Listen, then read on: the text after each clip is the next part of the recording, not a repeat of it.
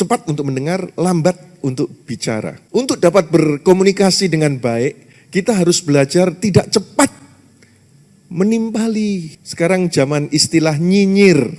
Saudara tahu istilah nyinyir ya? Nah, saudara-saudara, tetapi untuk membangun komunikasi, jangan sampai kita bicara asal menimpali, tetapi sebaliknya become a guided speaker. Jadi menjadi orang yang bicara tapi terkendali, slow to speak. Karena kalau kita banyak bicara akan banyak kesalahan. Coba dilihat di Amsal pasal 15 ayat 1. Jawaban yang lemah lembut meredakan kemarahan, tetapi perkataan yang menyakitkan menyulut amarah. Amsal 10 ayat 19 dikatakan, di dalam banyak perkataan pasti ada pelanggaran, namun siapa menahan bibirnya ialah yang bijaksana. Tapi kadang ada orang yang susah untuk menahan mulutnya gitu saudara. Untuk bisa bicara, belajar bicara itu 2 tahun.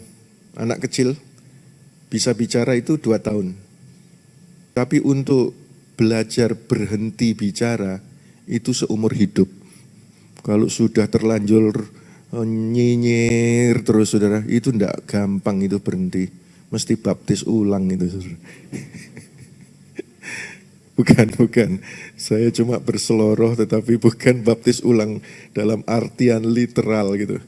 Aduh, kalau sudah banyak bicaranya itu belajar berhenti bicara seumur hidup. Kalau kita melihat presiden yang sekarang ini Pak Jokowi, bagaimana dia merespon kalau ada wartawan tanya, apa itu? Padahal dia sudah dengar loh, tapi tetap apa itu? Ada apa? Kan selalu begitu pertanyaannya. Supaya dia mendengar baik-baik, kemudian setelah dia mendengar baik-baik, baru dia menjawab dengan tepat gitu. Nah, seringkali kita ketika diajari prinsip yang kedua, lambat untuk bicara, kita gagal. Terhadap orang yang lagi nyinyir, kita berusaha untuk cepat menimpali. Saya mau beritahu kepada saudara, the best response to a fool is silence. Respon yang paling bagus untuk orang yang bodoh, itu adalah diam.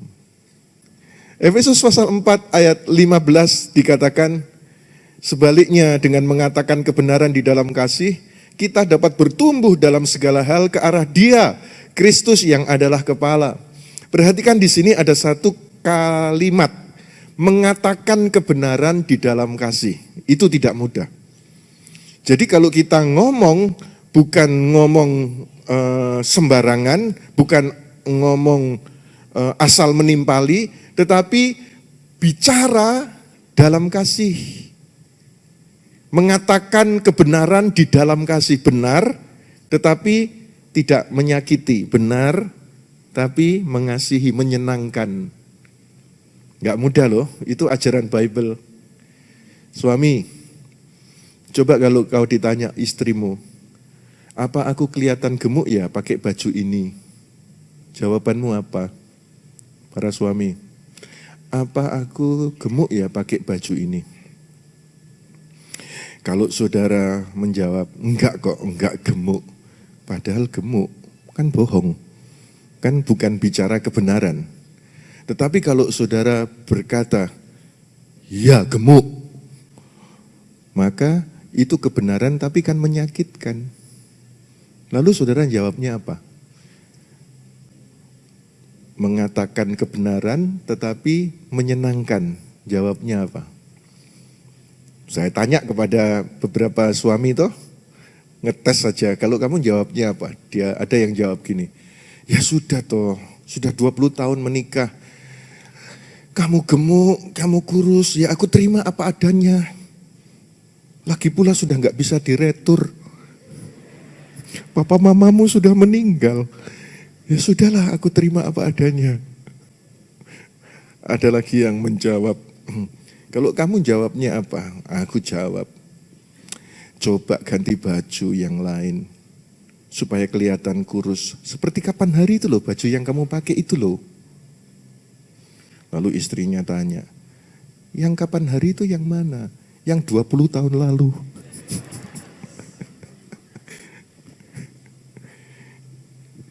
Iya saudara, memang perlu hikmat Tuhan.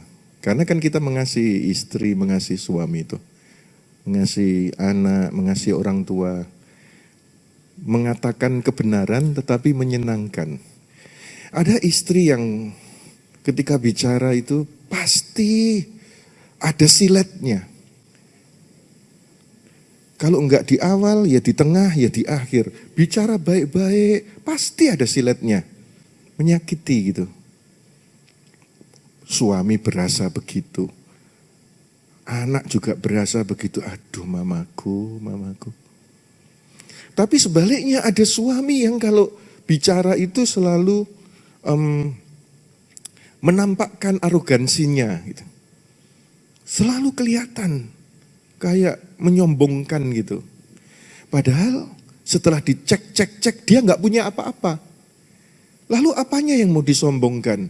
Kalau seandainya orang itu punya apa-apa saja nggak perlu disombongkan, lebih baik karena kita under grace, karena anugerah. Apanya yang kita sombongkan? Semua adalah dari Tuhan. Ini semua anugerah Tuhan, kan begitu? Kalau merendah, Tuhan terus tinggikan.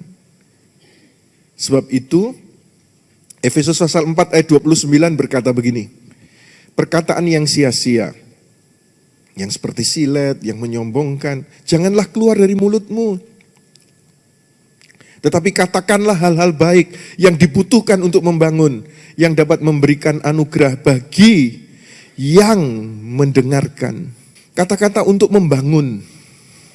Saudara pun begitu, di rumah sebagai suami kepada istri memberikan kata-kata encouragement, kata-kata yang membangun, bukan menjatuhkan. Berapa banyak suami yang kalau ngomong selalu menjatuhkan, bukan membanting, tetapi dengan kalimatnya itulah saudara, menjatuhkan. Orang tua bukan membangun tetapi menjatuhkan. Bicaranya celometan kalau orang Jawa berkata.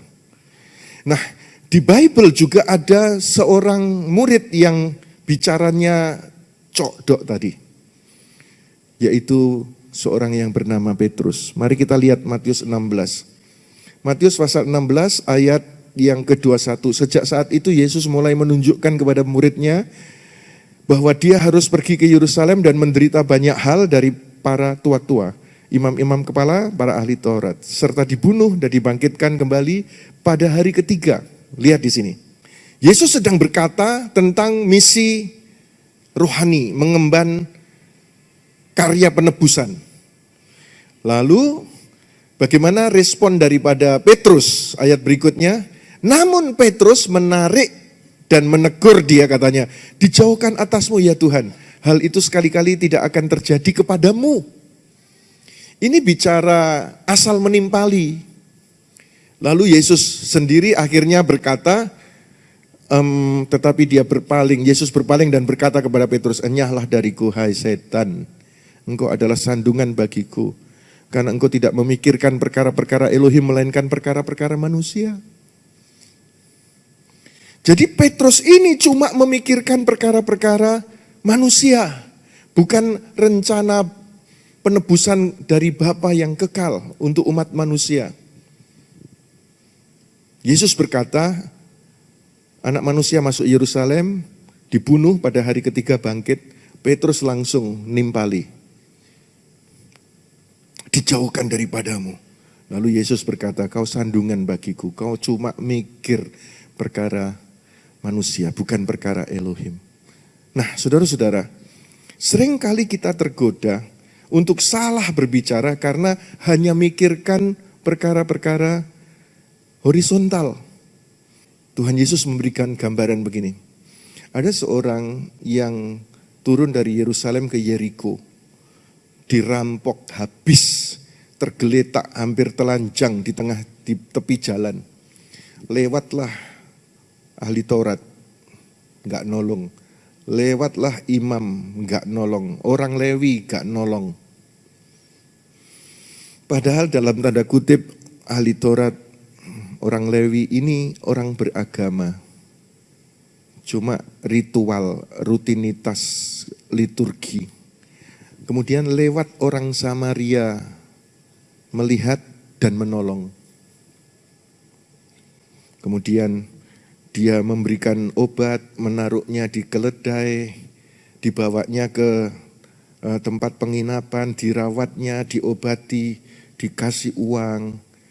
Lalu berkata, kalau kurang nanti aku akan membiayainya lagi. Lalu Yesus berkata, dari antara mereka mana yang sahabat dari orang yang dirampok itu? Lalu murid-murid menjawab, yang ketiga, yang Samaria ini. Yesus katakan, pulang, lakukan itu. Dengan kata lain, banyak orang beragama yang sama sekali tidak peduli dengan kasih yang aplikatif, kasih yang teoritis saja. Siapa setuju dengan firman Tuhan menjadi orang Samaria yang baik hati? Lambaikan tangan tinggi-tinggi, katakan amin. Ayo kita tepuk tangan yang meriah bagi Kristus Yesus Tuhan. Terima kasih telah menyaksikan kebenaran firman Tuhan hari ini bersama kami. Saudara dapat mendukung pelayanan Pastor Yusak Hadisiswantoro Ministry melalui nomor rekening berikut ini. Tuhan Yesus memberkati.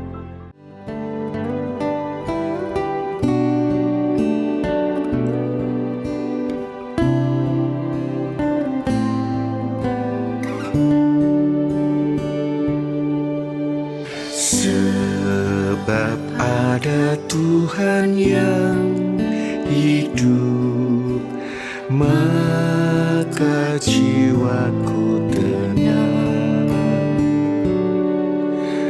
Kasih-Nya sanggup mengubahkan segala ketakutan. Ku berseru, Yesus, Yesus, sahabatku, ku bawa hatiku lebih menyembah-Mu.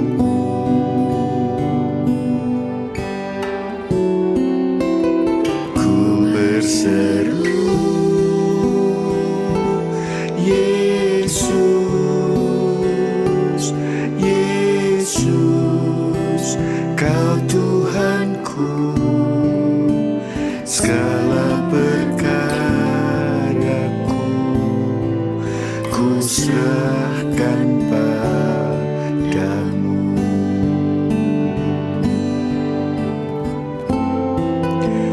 Ku berseru, Yesus, Yesus, sahabatku, ku bawa hatiku lebih menyembah-Mu.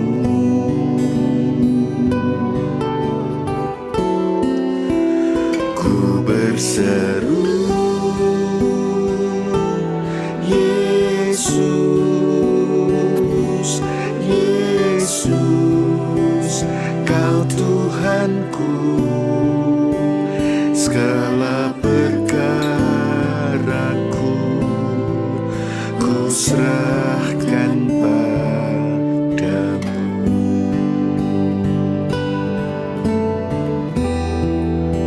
Segala perkaraku ku serahkan padamu. Tuhan, kami menyerahkan semua perkara kami padamu, Yesus. Sebab Engkau Tuhan yang peduli, Engkau Tuhan yang mengasihi, Engkau Tuhan yang membela, Engkau Tuhan yang setia. Haleluya.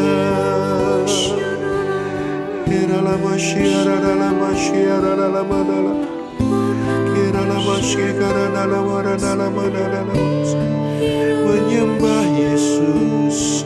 Terima kasih menyembahmu Tuhan.